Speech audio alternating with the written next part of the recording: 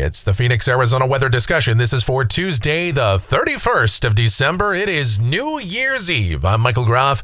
We're closing out 2024 much the same way that we have been most of the year, and that is with above average temperatures.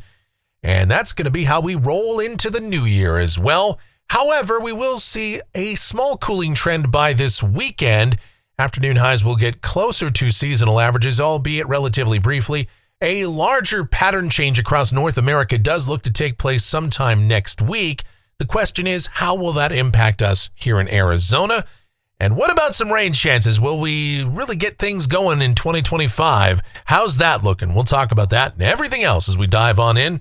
First, the almanac from yesterday, 74 degrees the afternoon high, 46 the morning low, and again, above average. The average temperature, 66 and 45.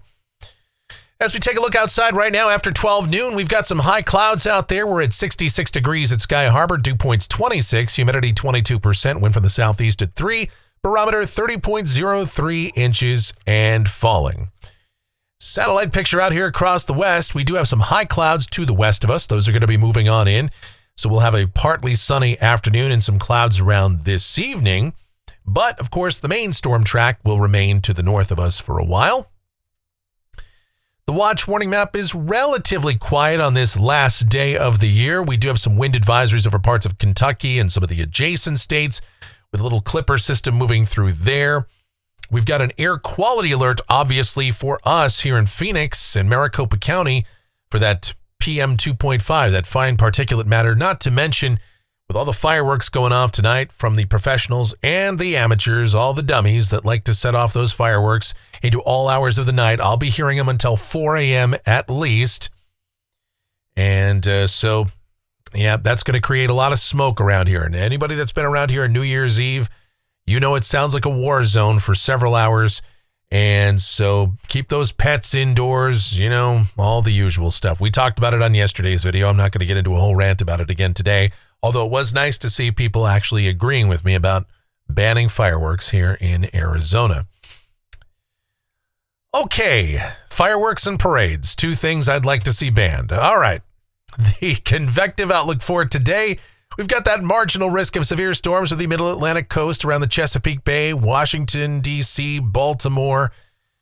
Yes, but other than that, things are pretty quiet. The precipitation outlook, this is valid through Tuesday morning of next week. Rain amounts across the country. Well, you can see the heaviest rain will be along the Pacific Northwest coast. But look at what's happening in the Southwest. We're about the only place that's not going to see any precipitation. Parts of Florida maybe, and portions of Northeast North Dakota and Minnesota may not see much either. But yeah, the Southwest, nothing. Nothing here in the valley, nothing statewide, not much region-wide. The main storm track and the best precipitation chances will stay away from us for now. Now, the pattern is going to change. What does it mean for us? We'll talk about that as we get to the models right now. Take a look at it. This is the GFS. It's the 12Z run. It's valid at 5 o'clock this afternoon. Got that short wave for the East Coast, and the main storm track and the negative heights are to the north of us. We're under a dry northwesterly flow. The height's a bit above average. So what it means for us down at the surface for the rest of the day today, we'll see an increase in some high clouds. We'll call it partly sunny. High temperatures should top out in the low to middle 70s. And again, that's going to be above average. Of course, we'll finish out 2024, and you've heard me say this a number of times already, and we'll show it graphically tomorrow or Thursday or at some point here after we tabulate all the data. But 2024 will go down as the warmest year on record. This will be the warmest December on record as well. No surprise there with all the above average temperatures we've had, but that's going to be how it goes for today. Now for tonight, those of you that are out and about and you want to ring in 2024 outdoors, will keep in mind a few things. One, it's going to get chilly tonight with the dry air around. Temperatures about midnight will be dropping into the 40s. Overnight lows tonight will be down in the 30s in some of the cold spots, 40s elsewhere. And with, again, all the fireworks going off and the cold air here in the valley, you can bet that a lot of that smoke is going to get trapped near the surface. So in our forecast for tonight, we're going to include the mention of haze after midnight. And then for tomorrow, there'll be haze around in the morning. Might be a good idea. Those of you who like to leave your windows open at night like I do, yeah, might want to close them up tonight. because there's just going to be smoke and haze. It's just going to be kind of gross outside. And with that air quality alert in effect, and that lasts through tomorrow evening at 9 o'clock, yeah, probably want to just minimize your exposure to that. But otherwise, tomorrow should be mostly sunny and high temperatures to start off the new year. Yeah, low to mid 70s. Right, let's keep going here. This is Thursday. And again, high temperatures should still be in the upper 60s and low 70s. More or less the same deal on Friday. Highs about 70. Skies will be, I'd say, partly sunny here. Let's go to the weekend.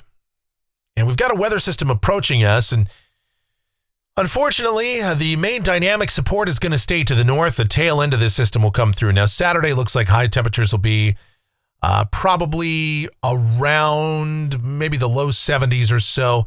But on Sunday, mid to upper 60s are likely. And then on Monday, high temperatures right around 70. And we will see some high clouds at times, but that's going to be about the only sensible weather we'll see with this. No precipitation for us. Now, going further into next week, this is Tuesday, the 7th of January. And the pattern across North America is undergoing quite a change. Now, we've got this ridge that's building along the west coast and up into western Canada. We've got a little upper low that's closing off here toward the southwestern United States. We've talked about that for a while. The models are handling this feature in very different ways. And at this point, we're not going to really worry about this. Regardless of how it sets up. If it's in this configuration, it would be breezy on next Tuesday. And temperatures would be warming back up a bit. But we've seen other solutions where the low is further to the west. We've seen some where it's not even there at all. Whatever the case, I would say high temperatures are still going to be a bit above average here and conditions dry. But the cold air is going to really start to descend southward for the eastern part of the country. And so temperatures will be well below average there. We'll keep going out 10 days. This is Thursday, the 9th of January, and whatever is that little wave or that little upper low, the GFS kind of phases it into the broader trough that's over the east. And so it's cold east of the Rockies. I mean, we're going to see temperatures well below average. Obviously, there's questions about whether or not there could be some snow over parts of the southeast, the deep south, even down to the Gulf Coast, or what kind of a storm they'll have for the northeast. And all of the implications of that. And that's something that's too far away right now to even really speculate about. You know, it's all possible, but at this point, the only thing we're fairly certain of is a period of well below average temperatures likely east of the Rockies. For us, though, yeah, temperatures looking to be above average. Look at that big ridge and those positive height anomalies that are to the west of us. And we're under a northerly flow. And in that kind of a setup, we are mild and dry. Well, mild days, cool nights still, because of course the air mass will be so dry and our soil moisture is so low, we will still cool off at night, but still above average temperatures are favored to continue here. Now, let's take a look at rainfall for Phoenix. This is off the GFS ensemble. This goes out through the 14th of January. All right, we've got 2, 4, 6, 8, 10 of the 31 members here in this ensemble that show any precipitation. That's not all that encouraging. European ensemble is just a little bit more bullish. The ensemble mean is up closing in on 0.2 of an inch, but again, this does not look favorable. We are at 131 days without measurable rain here in Phoenix. Now, our last rain of any kind, even a trace, was on the 3rd of November, but we haven't had measurable rain since the 22nd of August. The all-time record for the longest streak, 161 days, we're headed for that. So we will, if we continue on this course, by the end of January, we will break that record. Some of you I know are rooting for that because you root for the records, and that's not a record I want to break. I'd love to see some rain, but with each day that passes, our probability of breaking that record does increase, doesn't it? And the European ensemble, if we take it at face value, there's less than a 50% chance that we'll have any measurable rain through mid-January. And I would honestly say that the chance of us getting measurable rain through mid-January is probably less than 10% right now based on the long wave weather pattern. I'd have to crunch those numbers a little bit better and do some deeper diving into the model data and the ensembles and sort of sorting it out. But that's my best calculation, just kind of spitballing it here. All right, looking at temperatures off of the national blend of models.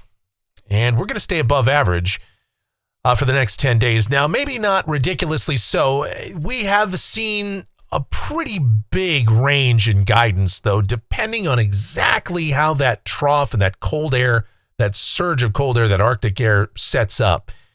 Northerly flow can be very tricky here, on those West Coast ridges. Sometimes we can get some cold air that descends out of Western Canada and kind of spills in here, but northerly flow, depending on, again, the orientation, sometimes we get more of a downslope flow and, it doesn't get quite as chilly, and it'll be interesting to see exactly where that ridge sets up.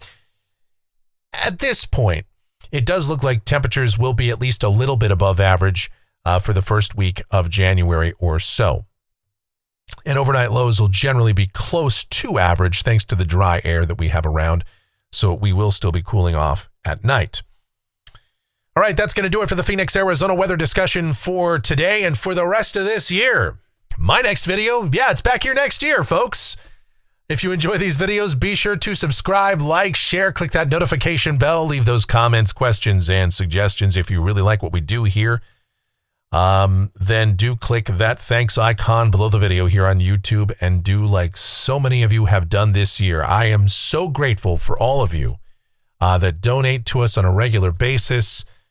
I'm very grateful, and we could not really do a lot of the things that we do on this channel if it weren't for all the donations that you send us, either via the thanks on YouTube, the super thanks and all that, or via PayPal. groffshow@gmail.com is our PayPal address, groffshow@gmail.com on PayPal.